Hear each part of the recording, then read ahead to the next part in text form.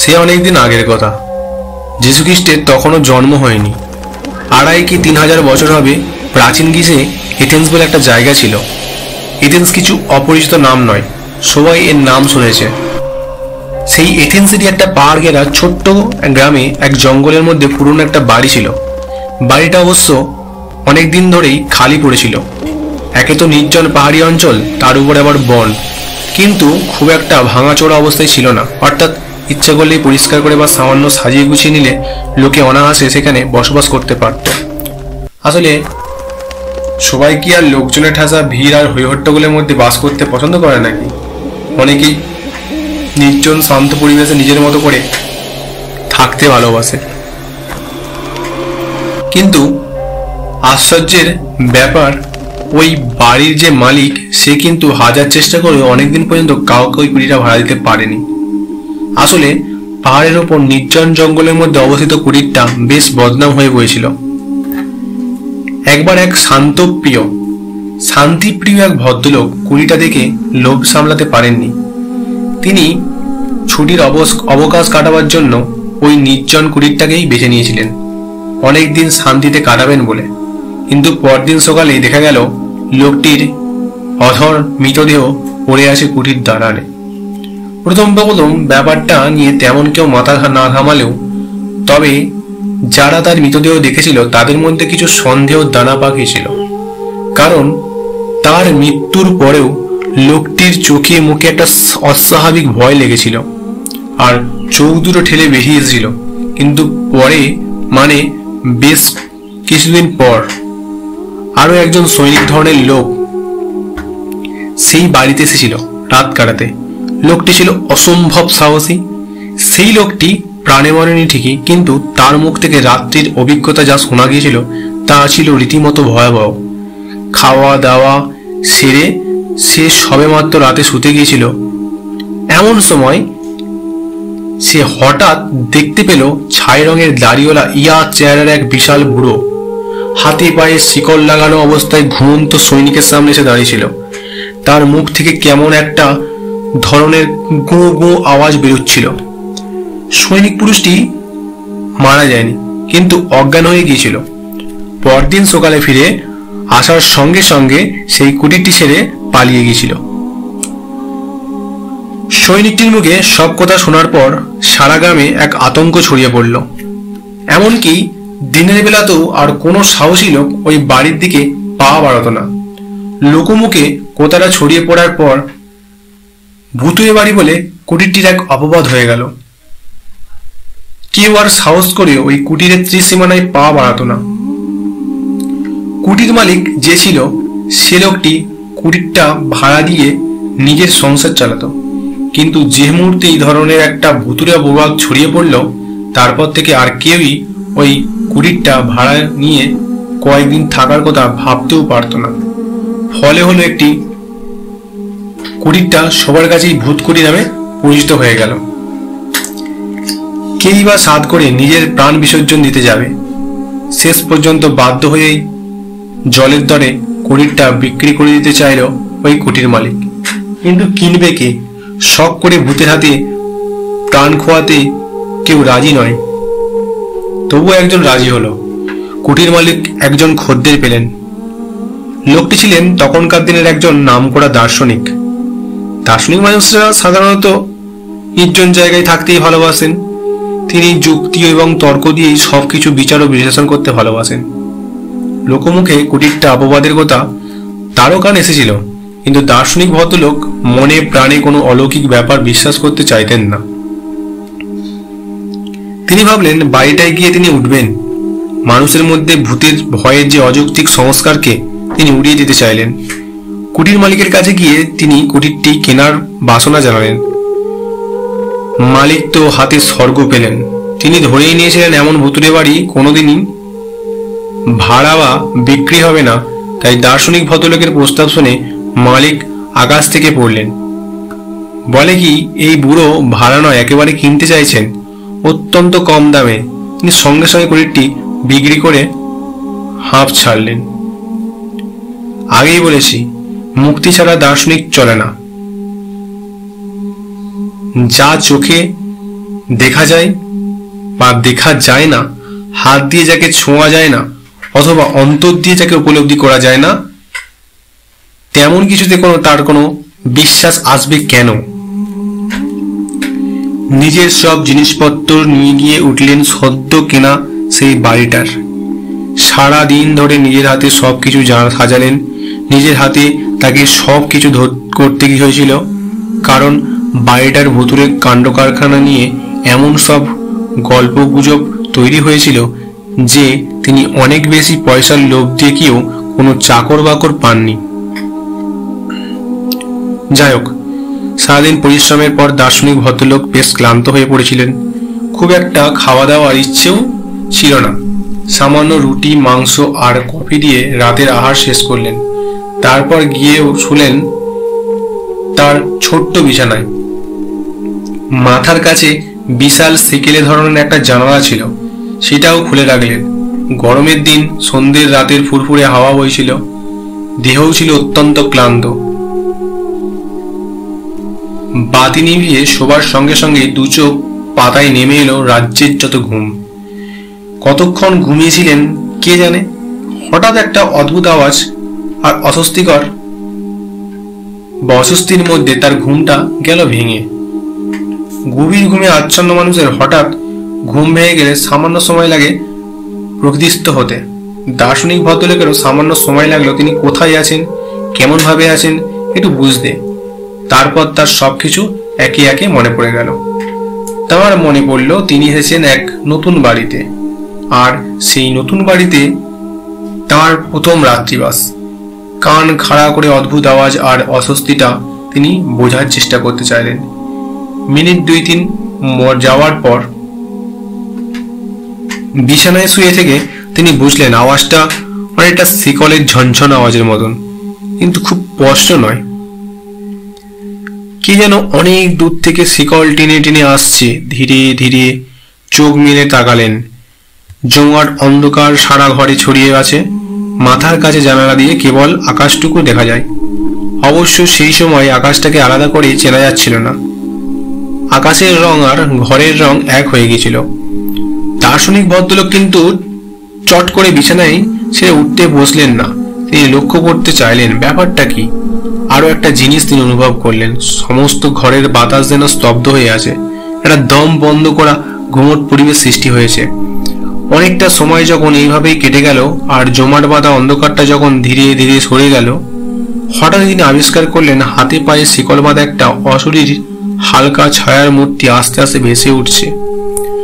হাত নেড়ে সেই ছায়া মূর্তিটা কি যেন বলতে চাইছে। মূর্তিটা দুটো চোখ আর মুখে হাঁ থেকে জ্বলন্ত আগুনের আভা ঠিকরে বেরোচ্ছে। দার্শনিক ভদ্রলোক ছিলেন প্রচন্ড সাহসী। ভৌতিক কিছুতে তার তেমন বিশ্বাস বা সংস্কার কিছুই ছিল না। তবু ভয় না পেলেও একটা অদ্ভুত বিস্ময় তাকে কিছুক্ষণের জন্য আচ্ছন্ন করে রাখলো। তিনি বুঝতে চাইলেন এটা কি, কোনো ভয়ঙ্কর দানব নাকি কোনো অসৎ মানুষ এইভাবেই সাজগোজ করে থাকে, তাকে ভয় দেখাতে চাইছেন হয়তো। শুয়ে শুয়ে এইসব নানান যুক্তি তর্ক যখন তার মনে ঝড় তুলছে, তখনই তিনি দেখলেন সেই হাতে পায়া শিকল পড়া ছায়া মূর্তিটা ধীরে ধীরে তারই দিকে এগিয়ে আসছে। শেষ পর্যন্ত মূর্তিটা তার একেবারে খাটের কাছে এসে থমকে দাঁড়ালো। দু চোখ আর মুখের গহ্বর থেকে তখনও সেই লাল আগুনের আভাটা ঠিকরে পড়ছিল। সেই যেন মুখ হাঁ করে হাত পা নেড়ে কিছু একটা বলতে চাইছিল, আর তার হাত নাড়ার সঙ্গে সঙ্গে শিকলের ঝনঝন আওয়াজটাও ক্রমাগত শব্দ তুলছে যাচ্ছিল। অন্য কেউ হলে এতক্ষণ নিশ্চয়ই অজ্ঞান হয়ে যেত, অথবা দুর্বল হৃদয়ের কোনো রোগী হলে নির্ঘাত তার মৃত্যু হতো। কিন্তু অত্যন্ত সাহসী সেই দার্শনিক ভদ্রলোকটির কিছুই হলো না, বরং তিনি যেমন ছিলেন সেইভাবেই তাকিয়ে রইলেন ছায়া মূর্তিটার দিকে। আসলে তিনি দেখতে চেয়েছিলেন যে অশরীরী মূর্তিটি এরপর কি করে। এক মুখ দাড়ি, গোপে জঙ্গল আর এক মাথা রুক্ষ চুলে মূর্তিটিকে তখন বেশ বিভৎস এবং ভয়াবহ বলে মনে হচ্ছিল। তার উপর তার হাতের নখগুলো ছিল বেশ বড় বড়। হাতের তীক্ষ্ণ আর বড় বড় নখ দেখে দার্শনিকের মনের একটা অন্য ধরনের ভয় এলো। ভূত তিনি বিশ্বাস করতেন না, কিন্তু জ্যান্ত দেহের কোন চোর ডাকাতকে তার ভয় না করার কারণ ছিল না। মৃত্যুর পর প্রেতাত্মা মানুষের কতটা ক্ষতি করতে পারে সে সম্বন্ধে তার কোনো ধারণাই ছিল না। অদেখা এমন কিছু পৃথিবীতে আছে বলেও তার বিশ্বাস ছিল না, কিন্তু জ্যান্ত চোর ডাকাত মানুষের অনেক ক্ষতি করতে পারে। তাছাড়া তার কাছে আত্মরক্ষার মতো তেমন কোনো অস্ত্রই ছিল না। মনে মনে যখন তিনি ভাবছিলেন সত্যি যদি লোকটি কোনো চোর ডাকাত হয় তাহলে তার করার কিছুই থাকবে না। তার উপর লোকটাকে দেখে মনে হয় তার গায়ে বেশ জোরও আছে। তাই তিনি যখন সম্ভাব্য বিপদের হাত থেকে বাঁচার জন্য কি করা যায় ভাবছিলেন, ঠিক সেই মুহূর্তেই আশ্চর্য হয়ে লক্ষ্য করলেন মূর্তিটি আর এক পাও না গিয়ে এসে ক্রমাগত পিছু হটতে শুরু করলো। পিছোতে সে এক সময় ঘর পরিত্যাগ করলো। অশরীরী মূর্তিটিকে পিছিয়ে যেতে দেখে দার্শনিক ভদ্রলোকটি ক্ষণিকের অবস্থা ত্যাগ করে তড়াক করে বিছানা ছেড়ে উঠে পড়লেন। তারপর নিজেও ছুটে ঘর ছেড়ে বাইরে এসে দাঁড়ালেন। অশরীরী মূর্তিটা ভূত বা অদ্ভুত যাই হোক না কেন, দার্শনিক পরম বিস্ময়ে লক্ষ্য করলেন বারান্দা পার হয়ে মূর্তিটি ধীরে ধীরে নিচে নেমে গেল। তারপর লম্বা উঠোনের ঠিক মাঝ বরাবর গিয়ে হঠাৎই যেন কর্পূরের মতো উধাও হয়ে গেল। দার্শনিক ঠিক তখনই একবার চিৎকার করে উঠলেন, কে কে বলে, কিন্তু উত্তরে কেবল অনেক দূর থেকে ভেসে আসা অস্পষ্ট গোঙানি ছাড়া আর কিছুই শুনতে পেলেন না। উঠোনের ঠিক যে জায়গায় মূর্তিটি অদৃশ্য হয়ে গেছিল সেখানেই দাঁড়িয়ে অনেকক্ষণ গুম হয়ে কি যেন ভাবলেন। আরো দু একবার ডাকাডাকি করেও কারো উত্তর কিছুই পেলেন না। বিফল মনোরথে তিনি ঘরে ফিরে শুয়ে পড়লেন। বাকি রাতটা এই অদ্ভুত ব্যাপারটা তিনি চিন্তা করতে করতে কাটিয়ে দিলেন। ভোরের আলো ফোটার সঙ্গে সঙ্গে গত রাত্রে ঠিক যে জায়গায় থেকে মূর্তিটা অদৃশ্য হয়ে গিয়েছিল সেখানে এসে তিনি অনেক কিছু পর্যবেক্ষণ দৃষ্টিতে খুঁটিয়ে লক্ষ্য করতে থাকলেন, কিন্তু দিনের আলোয় কোনো কিছুই তার অস্বাভাবিক বলে মনে হলো না। পাহাড়ের টিলায় এই বাড়িটি ছিল, লোকালয় থেকে বেশ কিছু দূরে। লোকজন কেউ তেমন থাকতো না। হয়তো সেটা কুটি বাড়িকে কেন্দ্র করে যেসব গল্প বা গুজব আছে তারই ভয়ে কোনো সাহসী পুরুষ এই বাড়ির ত্রিসীমানায় আসতো না। নির্বান্ধব ও নির্জন বাড়িটাই দার্শনিক আবার তন্ময় হয়ে গেলেন তার নিজের কাছে, নিজের চিন্তায়, নিজের পড়াশোনায়। প্রায় সারাদিন ধরে বইয়ের জগতে ডুবে রইলেন। ফলে রাতের সেই অশরীরী ও অদ্ভুত ঘটনার কথা তিনি প্রায় ভুলেই গিয়েছিলেন। রাতে খাওয়া দাওয়া সেরে যখন তিনি বিছানায় শুতে গেলেন তখনই একবার গত রাতের কথা মনে এলো, কিন্তু ঘটনাটিকে তিনি তেমন আমল দিলেন না। ভাবলেন অত্যাধিক চিন্তাগ্রস্ত থাকার জন্য আধা ঘুম আধা জাগরণে কি রেখেছিলেন। বিছানায় শোবার সঙ্গে সঙ্গে ঘুম না এলেও কিছুক্ষণের মধ্যেই তিনি গভীর ঘুমে আচ্ছন্ন হয়ে পড়লেন। ভয় ডর না থাকার জন্য সমস্ত কিছুকে অলিক বলে উড়িয়ে দিলেও পরের রাতে কিন্তু সেই একই ঘটনার পুনরাবৃত্তি ঘটল। তারপরের রাতেও সেই একই ব্যাপার।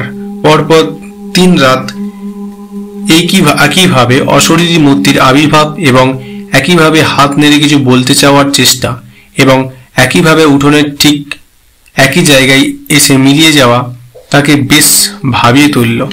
তিনি কিছুতেই কোনো ব্যাখ্যা দিয়েই বুঝতে পারছিলেন না এটা কেমন করে হয়, কিভাবে হয়। তবে কি এটা নতুন ধরনের জাদুবিদ্যা?